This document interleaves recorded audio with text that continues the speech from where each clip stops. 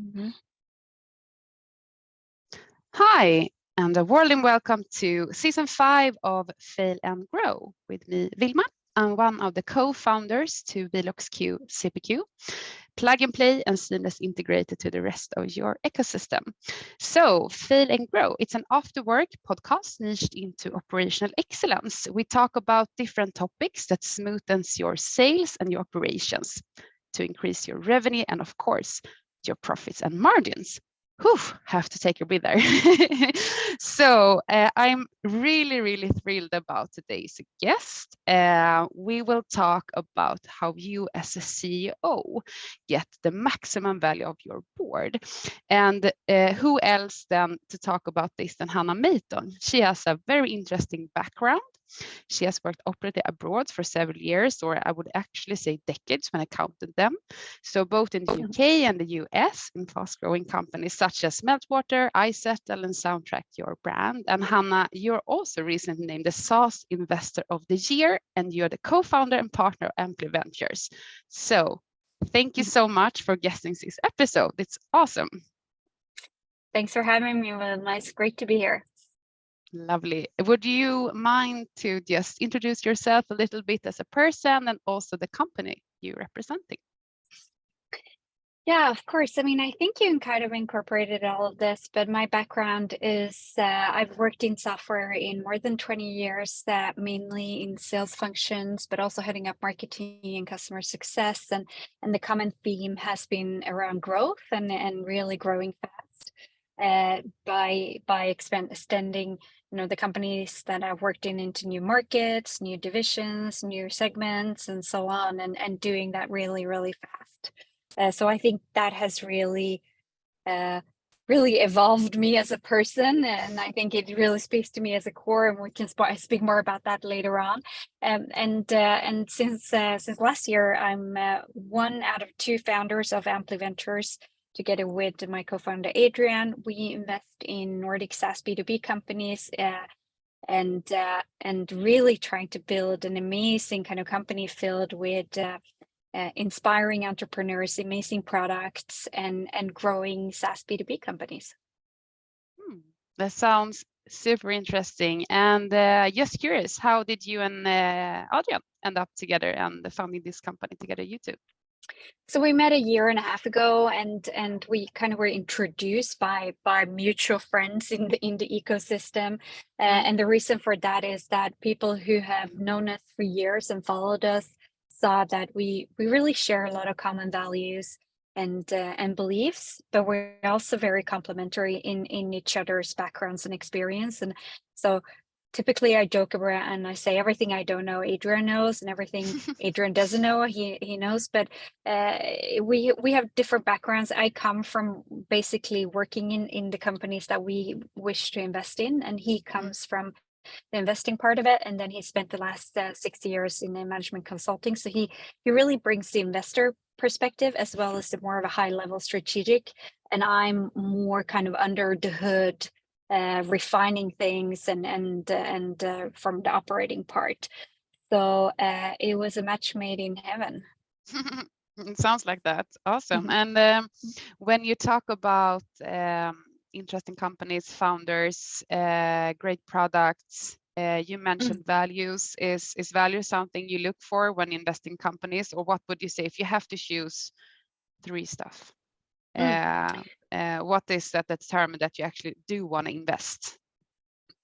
So the phase that we Ampli typically invest is when the company has reached about €1 million euro in ARR and are growing rather quickly.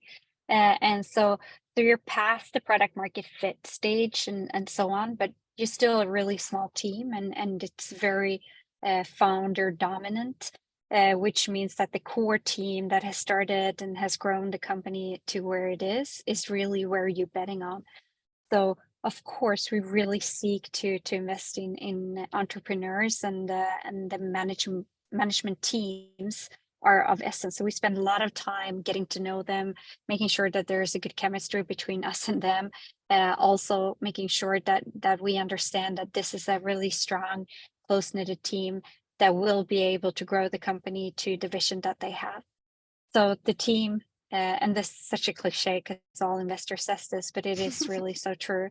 And secondly, we look, of course, for a combination of the product together with the addressable market. Is the product solving a core pain problem, and are they solving it in a unique way, in a new way that no other competitors are currently doing it? So will they be able to compete? And is the market big enough for them to grow to the level that they want to? And we Ampli, as in particular, we look for really sound growing business, so they should be growing fast, but we also look that there is an underlying profitability in sight. And unit economics are something that we also spend a great deal really looking at, and also making sure that we have a discussion with the management team that they are aware of them and are tracking them and know how to kind of develop those. Is there a lot of companies out there you would say that you are interested in? I mean, it's a special market we are, and it's harder to sell. I would say that the decision terms are longer, and everyone is evaluating more. How would you say has this affected you too, to find interesting companies, or is that just the same? The valuation is different, or? So we're still early days, so I don't have the success playbook that as an investor that the investors that have done this for decades. So we're still kind of trying to figure out really how we can position ourselves in the investor network and build a brand for ourselves and stand out. For us, it's since we focus only on SaaS B2B, our addressable market is very niche. And so I would say we almost work on an account-based marketing approach, where we have a list of strategic accounts which we either want to get to know or want to make sure that they know that they are aware that we exist. So if and when they do decide to go out and raise capital, we're hoping to be on their short list. So it's about building a brand awareness in the ecosystem, as well as to put ourselves in front of the founders of the most exciting companies out there, as well as making sure that that Ampli is just on everyone's list when it comes to SaaS B2B. So it's very similar to building your own company and having a startup yourself. And everyone are looking for a niched ICP. So I mean, at least that you have managed very, very well. Well, I shouldn't ask that much more about Ampli Ventures. You have a really interesting company, and I'm so happy to have you here. But first of all, before we jump into the real stuff, when you're celebrating, maybe a good week, a good month that you have closed that investment that you have been working for several months, what do you pour up in your glass if you were to choose? Yeah, first, we're really worthless in celebrating, because I think Adrian and I are just kind of so stuck with our to-do list and focusing on that. So one thing that we have said, that this is the year that we start celebrating more stuff, and yet to be proven though. But you know what? When it comes to celebration and choice of drink, I'm not picky. I've worked 20 plus years in startups where lukewarm beer is a traditional Friday. If it's a cold one, I'm over the moon happy. A cold beer is just perfect celebration. More importantly is that you have the people that you are surrounded with and the energy itself. So just pour me anything that it's cold. Good choice. Great. And I mean, obviously you have done great stuff in your career, but maybe sometimes you also happen to do a fuck up. And what of your funniest work-related fuck up would you like to share with us today? Yes, yeah, you asked me to prepare this question, and oh my God, numerous fuck ups. I am such a better done than perfect person, and I have grown up, as I mentioned, and kind of built my career in fast moving organization where you have to ship it, and that is the speed is of essence. Execution excellence kind of is Trump's perfectionist. So I've done so many fuck ups in my life. it might be replying all to something that shouldn't really have been replying all and said something about someone. It could be sending out a mass emails to customers that and kind of forgetting to click that box. So you send an email to 7,000 people that should have gotten to 1,000 people, miscalculating a key metric and reported that to the board or to an investor. I mean, I've done so many fuck ups in my life, but you mentioned a funniest work related fuck up, and this is, I'm not sure if it's a fuck up, but a couple of years ago, I was gonna host a big webinar. It was an online webinar and stand as a moderator in front of 600 participants. And it was a Monday that was planned for. And on the Sunday, I was in the playground with my daughter. She was 3 at the time, and we were going to go down on the slide. And the weather was nice. I had big sunglasses on, and I was wearing my yoga pants. And anyone who's ever worn yoga pants to a playground and gone down on the slide should know that it has a bit of an accelerating effect.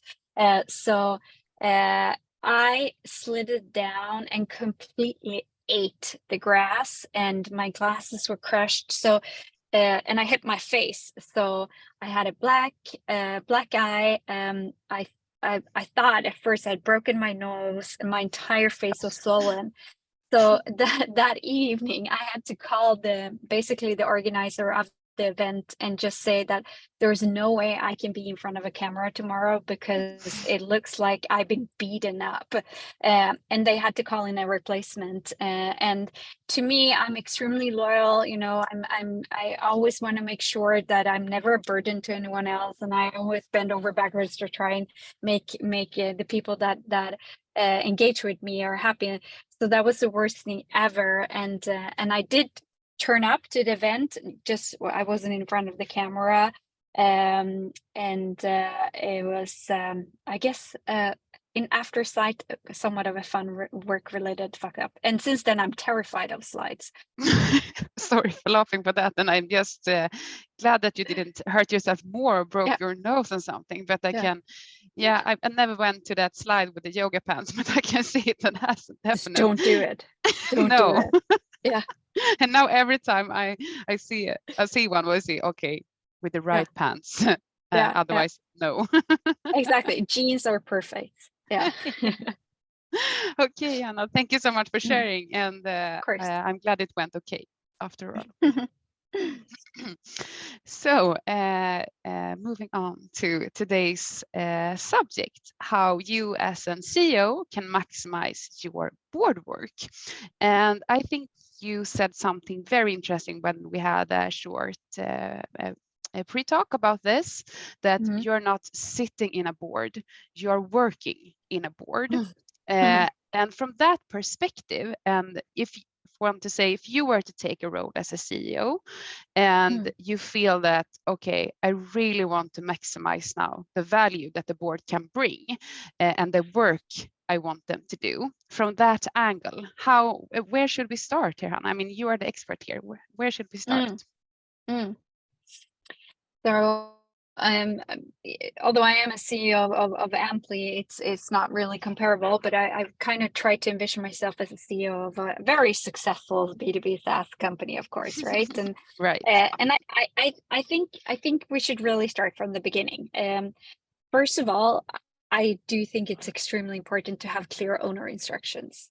So, and what does that mean? Well, it is the owners of the company, whether it's founder-led or whether it's institutional investment backed. What is the objective, aka what is the job to be done by the board? And I think that's super clear for the CEO to make sure that they present that to the board so they know what the job is to be done. Secondly, just like the board selection, whom and why. And I think this really depends on where you are in your company building journey. I think early days, it might be mainly angels or owners, but I do really urge companies to take in external competences rather early on to be added to the board. And ideally, the board should be around 5 to 6 people. Then I think cadence, and themes. So basically the board should meet around 6 to 8 times a year, ideally. And I also think that I always try to really urge the companies that I work with to have one full day per year that is around strategy. And that is where you really, really kind of decide the big bets and the big areas for the forthcoming year. And then I also recommend having a board calendar which encompasses the organization and its parts. So one meeting per year is a deep dive into marketing, one is in people and culture, one is into product. And that board calendar kind of looks the same year after year. But then we have the board reporting that's same and then one deep dive per year. Next thing is pre-reads. I think it's extremely important to make sure that the board information that's sent out to the board members should be sent out at least 1 week ahead, no later than that. Be really diligent about it. And why is that important? Well, basically, it's doing yourself a favor, because if you can distribute the material and that material could be full-fledged, although at a high level, it shouldn't be 1,000 slides sent out. You're really making sure that you put your board members in the best situation to be able to have time to read it, to absorb, to jot down their questions and their comments, and to come super prepared. So the board meetings itself is efficient. It's the discussions is at a relevant level. The questions that you get from the board members are not around things that are mentioned in the material, so on. Another thing that I really think is super useful is if you as a CEO can mark out in the board material on what areas are for information for the board, what are some of the areas that the CEO welcomes a discussion around, and what are some of the input needed and wanted from the board. And if you can do that already in the board material, when the board members go through the material, they can make sure that they spend some extra time on input needed, discussions, and for information not. So it doesn't become questions around every kind of single information slide and so on. I also sit on a few boards where the chairman or chairwoman always calls ahead of the meeting to make sure that the members have read and understood the materials, and kind of ask, okay, what's your top thoughts here? What are some of the questions you're bringing into the meeting? What's basically on top of their mind?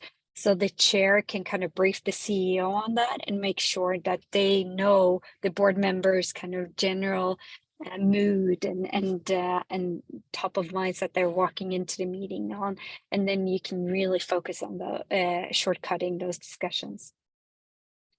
I'm kind of just going on. There's a lot of juicy stuff here. Yeah, I was like, wow, yes. Yeah, and then you can deep dive into some questions. Just two things here. I think, and I've mentioned this in other areas, but if you as a CEO can send bi-weekly short emails, or even kind of include the board on weekly internal emails that you as a CEO send to your staff, where you really share wins and progress.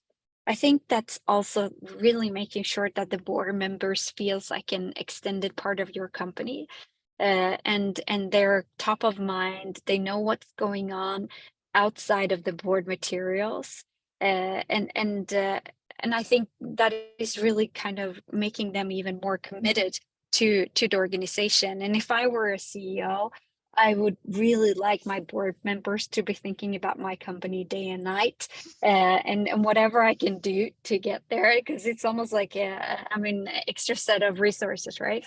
So if I can constantly be on top of their minds by sharing progress in the organization, by sharing wins, by not just highlighting questions and problems and problem areas, I would try to spend some extra time doing that. Yeah, so those are some of the things that are, it's not rocket science here, but it's just small things that after sitting on almost 10 boards and working in boards for 7+ years, have found that are really successful kind of things that you can do to make your board more involved, and you can really use their experience and competences more efficiently? Well, so many great stuff here. And one question that pops up my mind is, it's trickier. You don't want to, I mean, we don't want to hang anyone, but in general, where would you like, as a board member, the CEO, what's the typical things one miss, or do, I don't know if do wrong is the right kind of question here, but yeah, it feels that repeatedly happens, or they miss to do, or I mean, the wrongs.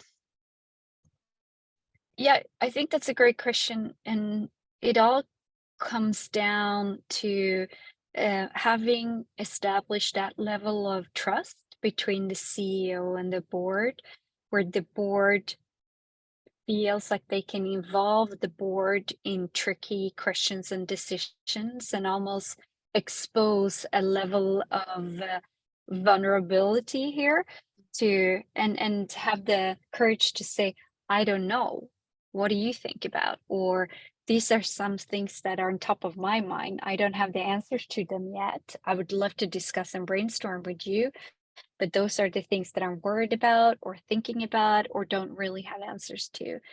Because if you, and I think this goes to any relationship, if you have answers to any kind of questions, and you have a defensive approach to how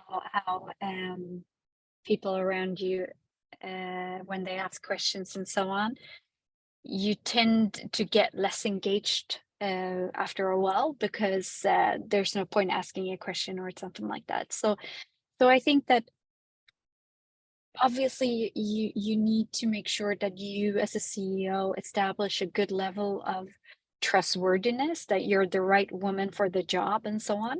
But I think it's also good to have established a certain level of trust in the board, where the intentions are good, where you as a CEO also feel that you have the confidence and say, I'm not sure, I would love to have you guys' input, and let's have a discussion around it. Okay, great. And what about sharing the board members' knowledge to more people in the organization, just but the CEO? What is your take on that?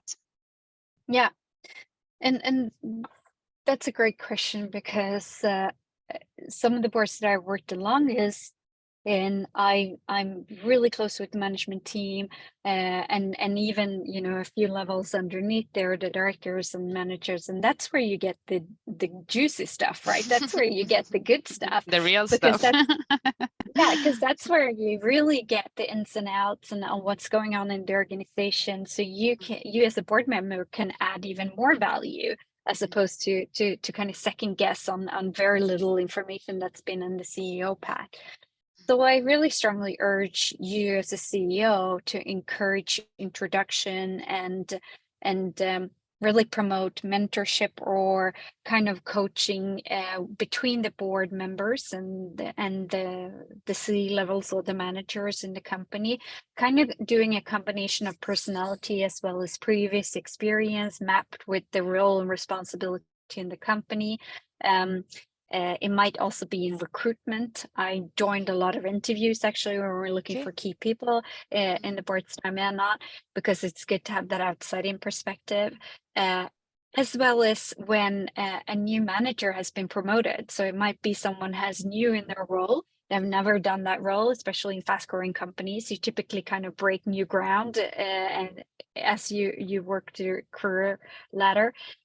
And then that's a brilliant opportunity to just say, hey, actually, someone in our board, you know, they used to have your role. And how about you guys have a lunch once a quarter or once a month, and you will have someone who knows the company very well, who has a high level of confidentiality, but also is an external factor that you can use as a sounding board and mentor.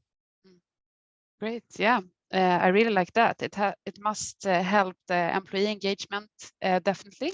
I would feel very special if someone, when I was not founding my own company, that I was working somewhere else, that someone of the board would have a lunch with me quarterly. That would be meant the world to me. So I guess that's also very good for those kind of things as well. From a board member perspective. I'm just going to add one thing. Then I think that kind of initiative has to come from the CEO. It's hard to have that initiative and push come from the board itself, because you as a board member, you typically don't have that kind of visibility into the company, what's needed, and the different roles and so on. And also, you don't want to step on anyone's toes. So if you're a CEO and you're listening to this, I think you take the initiative, and if you have a decent board, they will really welcome that initiative and welcome it. That was a very nice segue to my next question. Do you read my mind? That's scarier. But from the CEO perspective, if you would like the board members to be as proactive as they can be, what would be like the shortlist? Do this. I mean, of course, it feels like an hygienic factor just to pre-read everything and come prepared. So if we put that one aside and just beg all the board members out there to do that, I'm sure they do already. But beside of that, I think you can include a wish list in the communication that you have with the board. You can give them homework, and you can give them asks. We're looking for a new XYZ person to recruit. Do you know anyone? For example, opening door to potential customers, or do you have experience using this tool? We're looking to solve this problem, and almost kind of assign them with different tasks and homework that we'll do, and be super clear about it. And then in my experience, board members kind of sit up and they go, yes, absolutely, I will deliver on that. And it's more about when it's blurry and then not really communicated, this is what I'm expecting of you, and this is what I would love for you to do. Then it's much more clearer. So give them homework, be clear with your asks and wishes, and what you want or the company wants at the moment, and see what the board members can do to help you with that. Great. If one were to look at a board in fully, and if you were to design it, I mean, of course, now from your point of view, we're talking maybe from the SaaS perspective. If we could broader that a bit, and see in general, what kind of knowledge or competence is the word I'm searching for, would one like to see in a perfect board? So there's no right or wrong answer. It depends on how big the company is, what stage it is, if it's a public company, if it's if it's a private company, if it's bootstrapped, if it's VC backed, and because obviously what we haven't talked in this podcast is the governance part, and to be completely honest, that is the true job of the board, right? Is to make sure that the company is run in a governed way, following the laws and rules and everything. So if we kind of assume that is being done, and we focus on the strategic level of the board work, I think that it helps to have people that are experts in an area, whether it's people who have done the journey that is ahead of the company already, if it's people that have built similar products or work towards the same kind of segment, towards the same customers, who have obviously domain knowledge from whether it's SaaS or BGC or FMCG or whatever the type of company that's worked for. And specifically in the phase that the company in, or in the next phase. So the board members can kind of come with thoughts and ideas and initiative to say, you guys should really think about this, because this will come up in 12 months from now or 18 months from now, and provide that kind of helicopter outside perspective that is hard to have when you're in the trenches of really day-to-day running a company. So a little bit of a blurry answer, but I think that is at least a very blurry framework to have when you start composing your board. Not that blurry. I was wondering myself about this this question, and I learned a lot. So not that blurry. So thank you for that. What would you say about personal characteristics and yeah, on like a personal level? What is important, and is it values, or I don't know. That's why I'm asking. Of course, it should be someone that strongly believes in the culture of the company and how the product of the company, and it also should be a personality, because we're all people, right? So, for example, one of the companies that I'm on the board with is Mentimeter. Now, if you've heard of Mentimeter, you've probably heard it in combination of a strong value-driven culture. And I think if I, as an individual, didn't believe and support how much emphasis and investments and resources and time that they spent into building this kind of culture, then it would be very hard for me to sit and support the company from a board perspective. So of course, that kind of core values and beliefs, as well as personality in the board. But I do not believe in creating this is such a tricky word, homogeneous. I mean, I would never have gone there. I would never have gone there. No, why did I go there? Oh my God. Yeah. You're brave. You're braver than me. Homogeneous boards. I got it now. So basically, you should provide, it's good to have different opinions. It's diversity in all kinds, backgrounds, views, experiences, genders, age, ethnicity. All that really combines with having different ideas and thoughts and views is an excellent thing. So the worst thing you can do is, of course, build a board that is just a pure reflection of yourself as a CEO. And this is another question I just popped up my mind, but I've been actually thinking about this for years. So here you go. It's not that tricky. But what about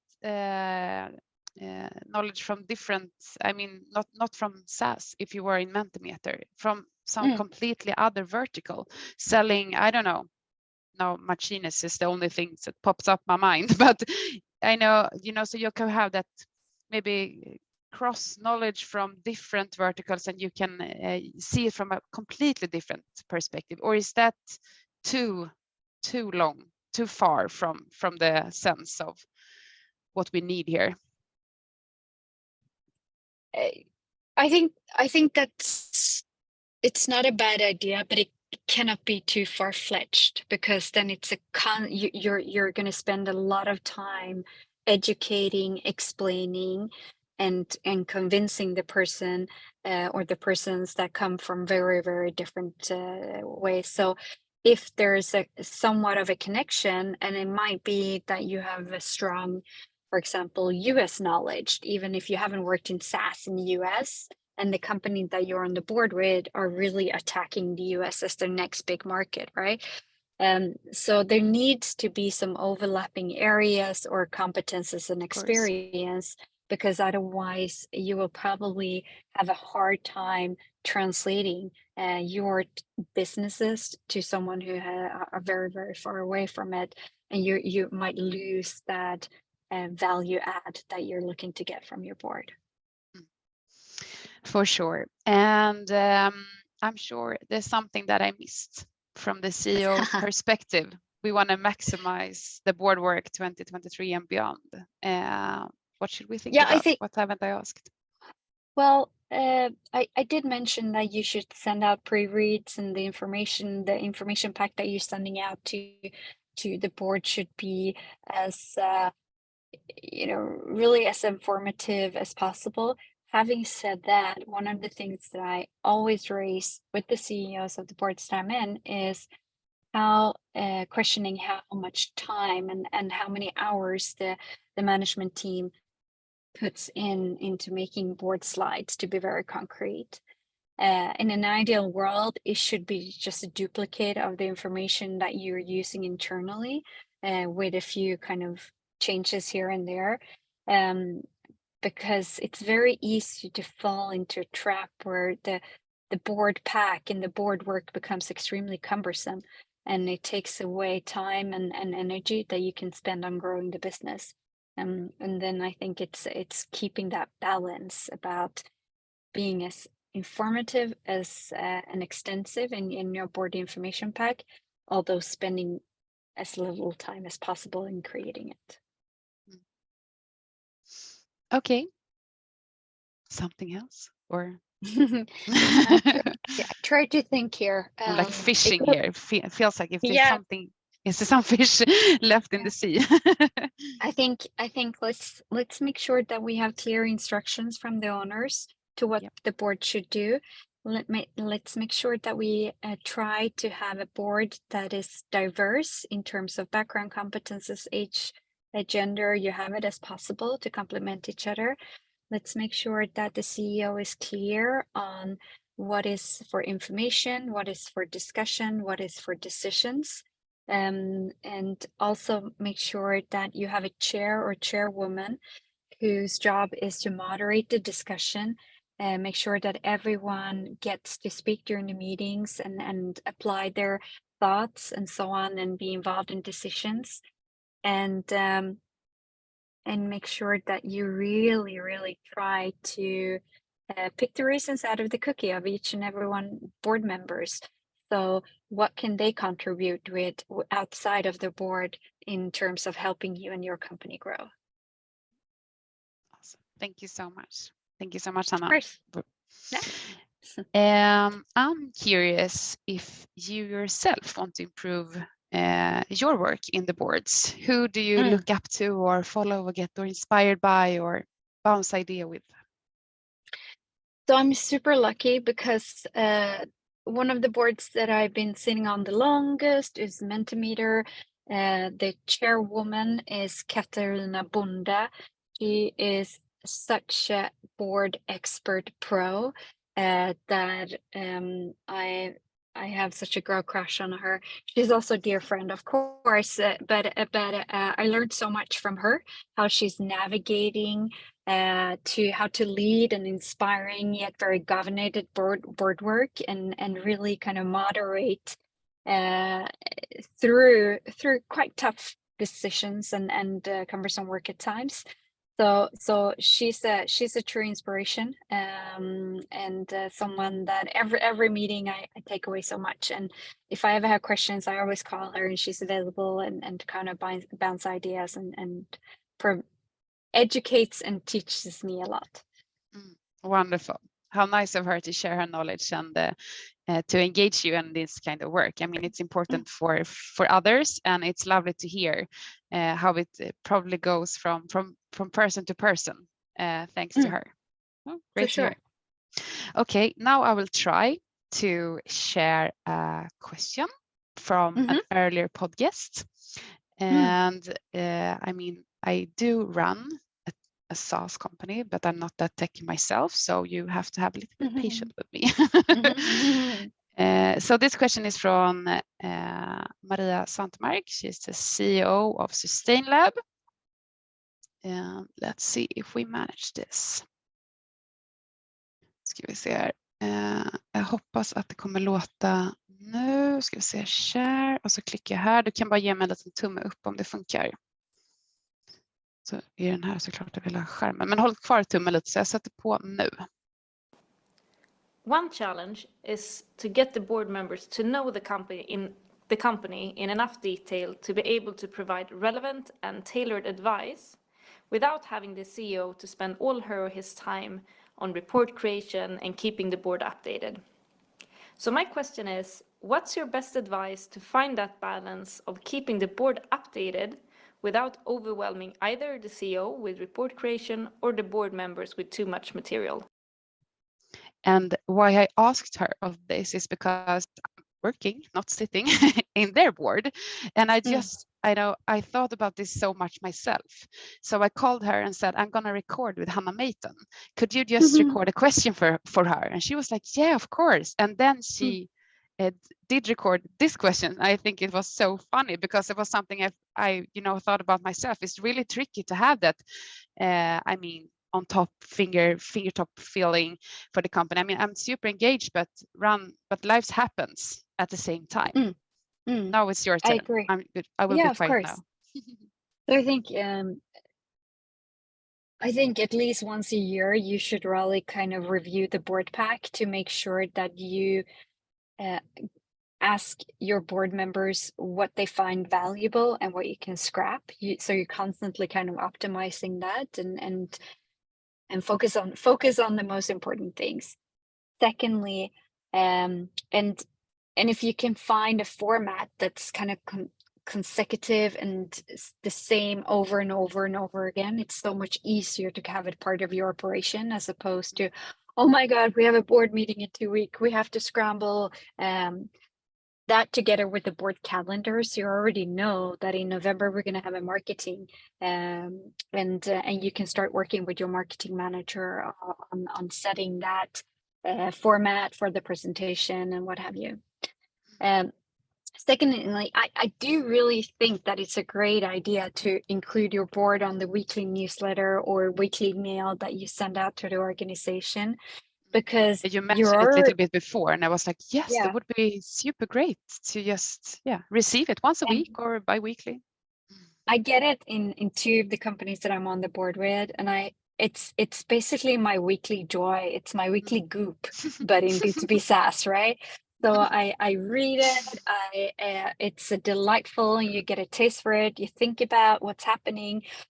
So when you do come to the board meeting, you kind of know a few small things that might not be in the pack, right? Few other things that I think is super important as well is that make sure your board members are using your product if they can, or at least they have logins to it. And also that you offer to do weekly kind of product updates, trainings, and so on. And that doesn't need to be you as a CEO, especially if you're running a SaaS B2B company. Features are being built, the product is evolving.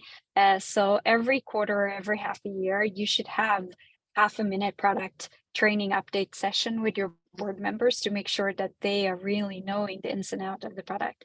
And the last thing that I forgot to mention earlier, but I think at least once a year, you should have a customer joining your board meeting and present to the board why they chose to buy the product, how they're using the product, how they're evaluating the product, and also have the board ask questions to the customer so they really get an understanding of the customers itself and becomes a little bit more customer obsessed. I'm sure we will see a lot of CEO board pros after this episode. But so many good things. Thank you so much. We're gonna, and I hope, of course, Maria is satisfied as well. I will. We have a board meeting tomorrow, so I will talk with her and ask her. There you go. Yeah, that's great. But we will wrap this up. And I have just a few hopefully easy questions for you. And the first one is, what are your main challenges in your business at the moment? I think, just like I mentioned at the beginning of the podcast, we're kind of running our own startups here. So we are running around trying to build a brand, trying to establish ourselves as a new investor in the Nordics. Make sure that we nail our value prop and positioning on the market, meeting founders, meeting other investors, help our existing companies. And it's just about kind of trying to do it all and prioritize and see, trying to make time be as efficient as possible. So very similar to, I guess, you in your Monday to Friday. Yes, it's a little bit all over the place, and one just try to be crystal focused, and then something happens over again. Yeah. Okay, yes, great. But don't get me wrong. I have the best job in the world, and I just wish I had 48 hours every day instead of 24. I agree with you there. Okay, and who else would you like me to invite as a guest to Fail and Grow? Someone who is passionate about operational excellence and yeah, someone you might to listen to yourself. I always say that, but that would be awesome if all my guests listen to the episode of the record one. Yeah, it would be great. Then you build a recurring business, right? Kind of building a growing organic. But so I must say that either one of our amazing co-founders of the portfolio companies that we have, Lotta Ralseus from Insurely, she's the CEO. She's also the chairwoman of the Insurely, and she's the co-founder. And as a CEO, obviously top of her mind is operational excellence. How can we really make sure that we're building a super efficient organization that are all super clear of our vision and are pulling towards the same way all the time whilst growing super fast? The other one I would say is Nora from Videoli. She's the founder and CEO. She's an amazing Finnish B2B SaaS entrepreneur who is also, top of her mind, how can I grow my business with the HQ in Helsinki, with their Toronto office, North America. So either one of those I would love to listen to, because I think they're fabulous entrepreneurs and amazing role models. They are both very welcome to Fail and Grow, of course. And if one would get in contact with you, how do one reach you? You either email me on hannah@ampli.vc or you connect with me on LinkedIn. Easy as that. And when you have that something whatever cold with your favorite team around you and energy is just perfect, and this song comes up, which one is it that makes you smile and just feel, wow, this was the best week? So anything that makes you really happy and makes you dance, I think is great. Lately, I've been listening a lot to Lizzo. I think she's amazing. So I would put on Good as Hell, because then it's been a good week. Yeah, that sounds perfect. Thank you so much, Hannah, for sharing your expertise, your knowledge, and for guesting Fail and Grow. Thank you so much. Thanks for having me, Wilma. Take care. Take care. Cheers. Bye. Underbart. Alltså jag lär mig så mycket i de här poddavsnitten. Jag är så glad att jag får spela in det. Det är så otroligt lärorikt och roligt, och liksom man lär känna lite folk. Även om man inte riktigt har ett personligt samtal så blir det ju ändå jätteintressant. Och, det är skitkul verkligen. Men det är så roligt, för att det är alltid en så här fin linje. För hade det här varit en amerikansk podcast, då hade den här typ varit 3 timmar med samma innehåll. Men det är bara det att man hade liksom använt mycket mera ord och upprepat flera gånger och liksom bara wow. Men det är så här fin linje med att inte hålla det för svenskt, så här bullet point, bam, och lägga ut texten lite, men inte gå för amerikanskt. Så man bara, men herregud, det är därför jag sätter på 1x2 ibland. Gånger 2 också, det var en hardcore. Ja, men alltså vissa amerikanare, du vet, som bara vill lyssna på sin egna röst. Så, det kan jag tänka mig. Anyways. Ja, men jag tyckte det var superbra. Och innan jag stänger av inspelningen, så om du har en fråga till någon annan så får du jättegärna säga den. Presentera dig själv, bolaget och sen din fråga.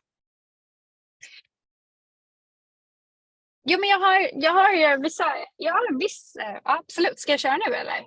Kör. Och visst har du mest founders och entrepreneurs liksom och CEOs på eller en liten blandning? Ja, men så är det nog. För att annars så blir det så nischat in till ett topic liksom. Men jag anpassar också lite frågorna efter person. I mean, du kan ju se om du kan använda den här eller inte. Men jag kör. So my question is, working in a really turbulent, high-speed growth company, either as a CEO or the founder, what are things that you do to de-stress, to kind of disconnect from work, make sure that you are kind of finding your core and to get a good night's sleep and so on? So tell me your tricks. Perfekt. Vill du även säga vem du är och vilket bolag, så kan vi klippa in det innan. Det är lugnt. Just ja. Ska jag bara säga, okay. Hi, this is Hannah Meiton from Ampli Venture and I have a question for you. Perfekt. Ja, det är ju en jäkla relevant fråga och